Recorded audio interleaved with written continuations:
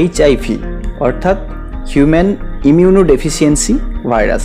এটা একটা ভাইরাস যার ফুল ফর্ম থেকেই বোঝা যায় এটা মানব শরীরের ইমিউনো সিস্টেম মানে প্রতিরোধ ক্ষমতার ধীরে ধীরে নষ্ট করে, ডেফিসিয়েন্সি ঘটায়। এইচআইভির সংক্রমণে যে মারণ রোগের সৃষ্টি হয় তাকে আমরা বলি এইডস।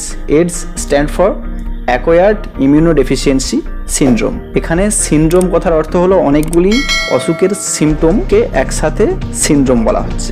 এবার বলি মানব শরীরে এইচআইভির সংক্রমণ হলে কি হয়। ইমিউনিটি অর্থাৎ রোগ প্রতিরোধ ক্ষমতাকে প্রভাবিত করে, অর্থাৎ ধীরে ধীরে নষ্ট করে। এই অসুখে শরীরের প্রতিরোধ ক্ষমতার সাথে এইচআইভি ভাইরাসের একটা তুমুল সংঘর্ষ হয়, যেখানে আমাদের যে প্রতিরোধ ক্ষমতা রয়েছে টি সেল বা হোয়াইট ব্লাড সেল, ওরা মারা পড়ে, ওদেরকে নষ্ট করে দেয় এই ভাইরাস।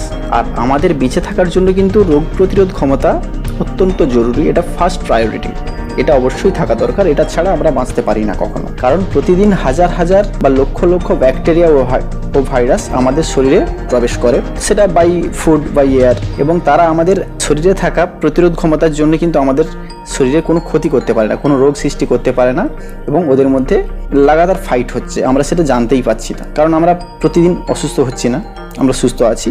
আমাদের সুস্থ রাখার জন্য কিন্তু দায়ী বা মুখ্য ভূমিকা পালন করে আমাদের বডির ইমিউনিটি পাওয়ার। অ্যাকচুয়ালি এইডসে কোনো মানুষ মারা যায় না। এইডস হলে বাইরে যে সমস্ত ভাইরাস বা ব্যাকটেরিয়া আমাদের শরীরে সংক্রমণ ঘটায়, তার ফলেই কিন্তু মানুষ মারা যায়।